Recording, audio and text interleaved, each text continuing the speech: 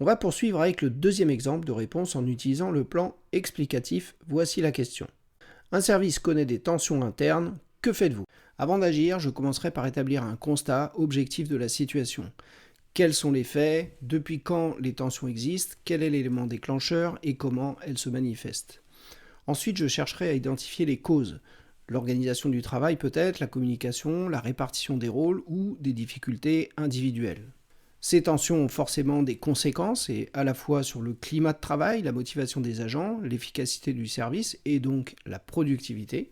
Et à partir de cette analyse, je proposerai des actions adaptées en associant le plus possible l'équipe pour qu'elle prenne part à la construction des solutions. Évidemment, je resterai attentif aux limites des solutions proposées qui ne résoudront probablement pas tous les dysfonctionnements, d'où la nécessité de mettre en place un suivi dans le temps. En abordant la réponse avec le plan constat, cause, conséquence, solution, limite, vous permettez au jury de comprendre que vous agissez avec méthode, en prenant en compte des éléments factuels et pas uniquement ce que vous croyez. Vous avez une analyse systémique en regardant la situation sous plusieurs aspects, et vous incluez l'équipe dans la résolution de problèmes, ce qui affiche finalement une certaine confiance et la reconnaissance que vos équipes disposent de compétences à mobiliser.